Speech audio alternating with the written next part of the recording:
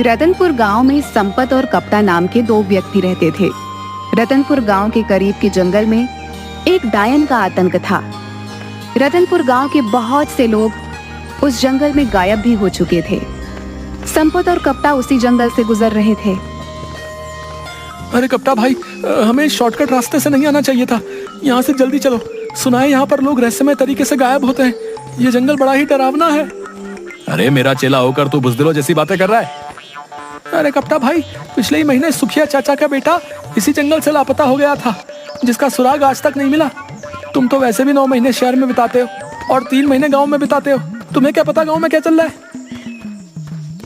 अबे तुम गांव के गवार क्या जानो शहर की आमदनी के बारे में? हैं? तुम तो बस सारा दिन मुंह उठाए गांव में फिरते रहते हो। कितनी बार बोला है तुझे चेला कि मेरे साथ शहर आ जा, लेकिन तू ये गवारों वाली जिंदगी छोड़ना ही नहीं चाहता।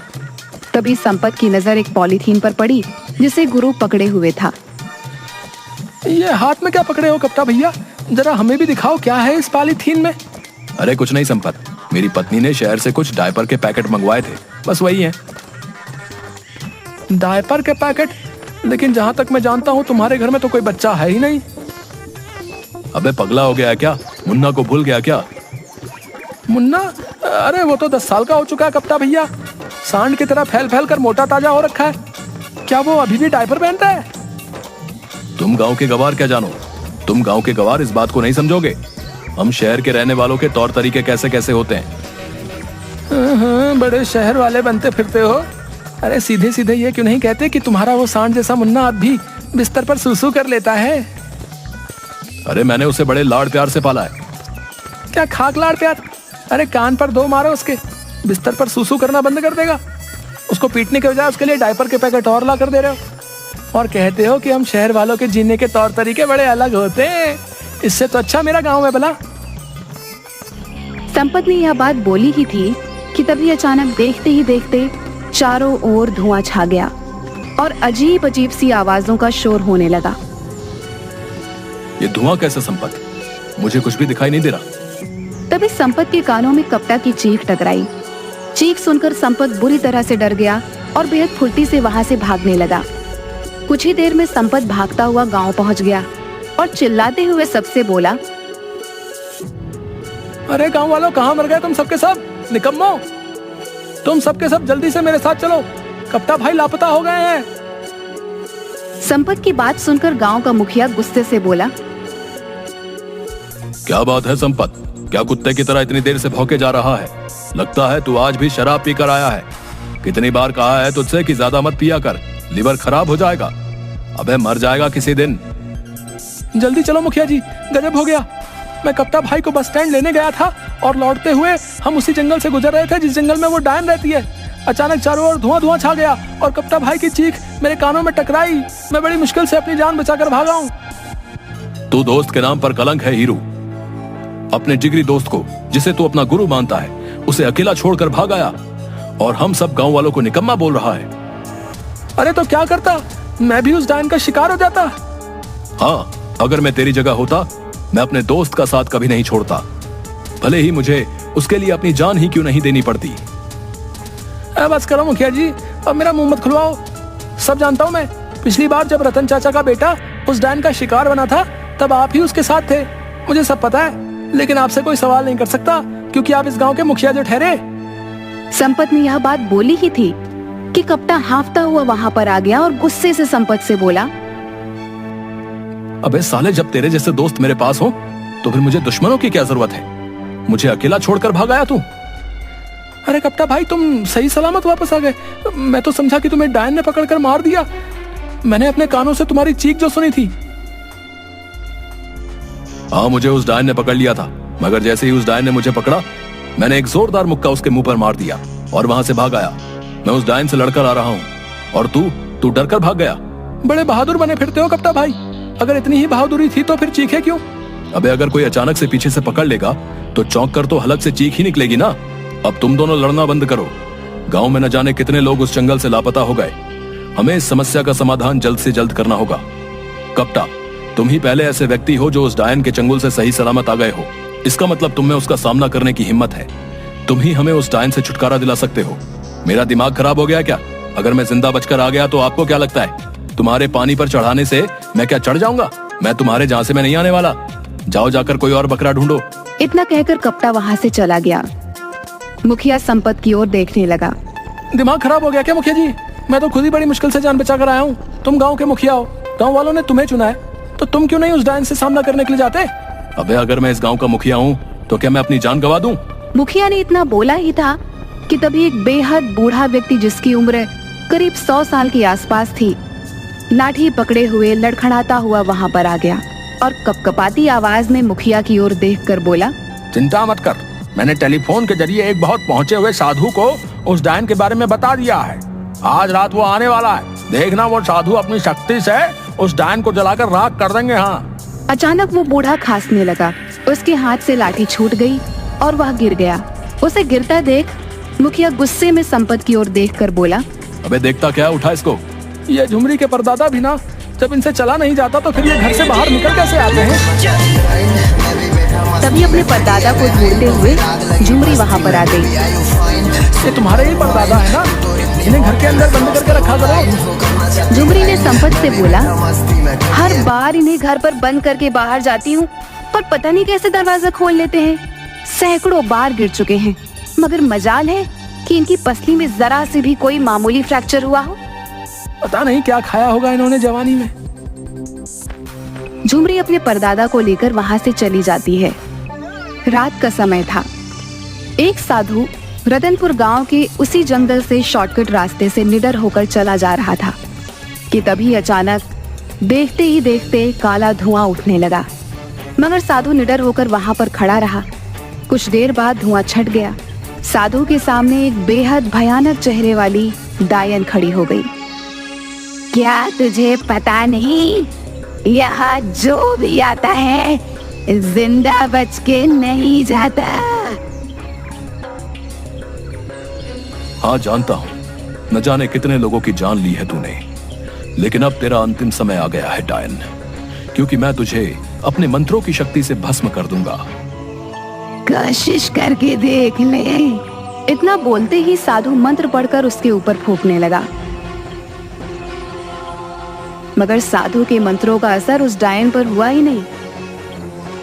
ओम क्लीम चामुंडाय नमः, ओम क्लीम चामुंडाय नमः। ये कैसे हो सकता है? इस पर तो मेरे मंत्रों का असर ही नहीं हो रहा। डायन हंसने लगी। साधु बुरी तरह से डर गया। वो डर कर रतनपुर गांव की ओर भागा और बेहोश हो गया। अगले दिन साधु की जब आंख खुली तो उसे गांव का मुखिया और सारे लोग साधु को घेरे हुए बैठे थे। कहीं तुम वही साधु तो नहीं जो डायन से हमें मुक्ति दिलाने आए थे? हाँ, मैं वही साधु हूँ।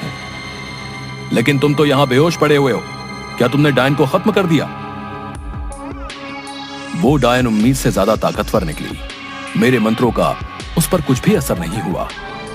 ये क्यों नहीं कहता कि तू एक पाखंडी साधु है? तुम मेरा अपमान कर रहे हो। अरे जाओ बाबा, डायन के सामने जब भाग रहे थे तब अपमान नहीं हुआ था? तुम्हें कैसे पता कि डायन के सामने मैं भाग रहा था? तुम्हारी शक्ल बता रही है। तभी एक पागल वहां आकर गुस्से से बड़बड़ाने लगा। तुम सब डरपोक हो। आज रात मैं उस डायन का खात्मा कर दूंगा। अरे अब ये पागल फिर से यहाँ पर आ गया, भगाओ इसे। अबे पागल कौन है तू? पिछले कुछ दिनों से तूने हम सबको जीना आराम कर रखा है। आज तुझे बताना ही पड़ेगा कि तू कहां से आया है। पागल हो गया क्या? वो एक पागल है, वो तुझे कैसे बता सकता है कि वो कहां से आया है? उस बेचारे को तो अपना ही होश नहीं है। वो पागल बड़बड़ाता हुआ वहां से चला गया। देखना मुखिया जी, मुझे लगता है आज रात इस पागल की आखिरी रात है। सही बोल रहा है तू, ये मरेगा साला आज। अरे वो सब तो ठीक है, लेकिन इस समस्या का समाधान कैसे निकलेगा, इस बारे में सोचो। उस डायन के आगे तो ये साधु भी अपनी जान बचाकर भाग आया है। कपटा और संपत, तुम दोनों इस गांव की आन बान और शान हो। तुम दोनों की जोड़ी इस गांव में गुरु और चेले के नाम से मशहूर है। आखिर तुम दोनों इस समस्या का समाधान क्यों नहीं निकालते? क्योंकि हम कोई तांत्रिक नहीं है मुखिया जी। आपने स्वयं देखा, ये तांत्रिक खुद अपनी जान बचाकर भाग आए। भला हम कैसे इस डायन का मुकाबला कर सकते हैं? तो फिर गांव के लोग ऐसे ही लापता होते रहेंगे क्या?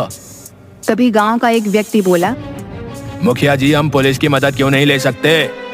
अबे पागल हो गया क्या है? पुलिस वाले कब से डायन और चुड़ैल को पकड़ने लगे? अगर वहां पर मुखिया जी शिकायत लेकर गए तो उल्टे डंडे मारकर भगा देंगे। बकवास बंद कर कप्ता। पिछली बार एक पुलिस वाला जो इन सब बातों पर यकीन नहीं करता था उस जंगल में गया था, जो आज तक वापस नहीं लौटा। तो फिर अब आप सब कुछ भगवान के भरोसे छोड़ दीजिए मुखिया जी, वही हम सबको इस मुसीबत से बचा सकते हैं। कुछ दिनों बाद उस डायन का आतंक इतना ज्यादा बढ़ गया कि रतनपुर गांव के लोग रतनपुर छोड़कर दूसरे गांव की ओर जाने लगे। एक रात की बात है, वह पागल बड़बड़ाता हुआ उसी जंगल में जा रहा था कि तभी अचानक एक काला धुआं उठा। उसमें से वही भयानक डायन निकलकर प्रकट हो गई और पागल की ओर देखकर बोली, जंगल में मुझे सिर्फ इंसानों का मांस अच्छा लगता है, पागल का नहीं। अरे तुझे कैसे पता मैं पागल हूँ? बेवकूफ डायन, लोग मुझे इसलिए पागल कहते हैं क्योंकि मैं दिन भर शराब पिए रहता हूँ और सच बोलता हूँ। अगर तू पागल नहीं है तो मरने के लिए तैयार हो जा। डायन की बात सुनकर वो पागल हंसने लगा। तू मेरी हंसी बना रहा है? सच तो ये है कि तू डायन है ही नहीं, अगर डायन होती तो मुझे मार देती। पागल ने इतना कहा ही था कि डायन ने पागल को दबोच लिया। अचानक उस पागल की आंखों के सामने अंधेरा छाता हुआ महसूस हुआ। कुछ देर बाद जब उसकी आंख खुली तो उसने अपने आप को जंगल की एक बंद काल कोठरी में पाया, जहां रतनपुर गांव के वो सारे लोग मौजूद थे जो लापता हो गए थे। उन सब के हाथ पैर बंधे हुए थे। उन्हीं में से एक व्यक्ति ने पागल से बोला, अबे बेवकूफ, क्या जरूरत थी तुझे यहाँ पर आने की? आज रात वैसे भी हम सबको विदेश भेज दिया जाएगा। ये सारे के सारे लोग मानव तस्कर हैं। हमारे ही गांव का कोई व्यक्ति उनसे मिला हुआ है जिसने डायन का खौफ फैला रखा है। झूठ बोलते हो तुम, मैंने खुद देखा वो काला धुआं।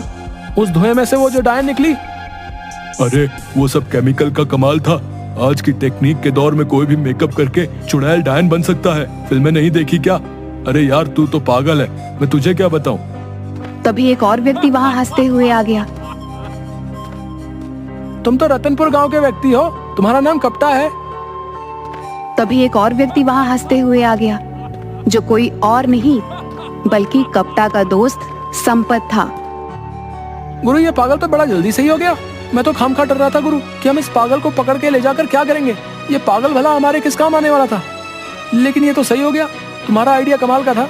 देखना संपत, आज की रात हम इन सबको शहर शिफ्ट कर देंगे और वहां से इन सबको पकड़कर विदेश में ले जाया जाएगा। उसके बाद हम देखते ही देखते मालामाल हो जाएंगे।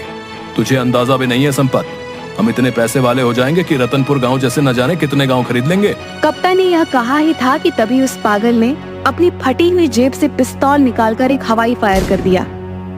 सब कुछ इतना जल्दी हुआ कि कप्ता और संपत अचानक चौंक गए।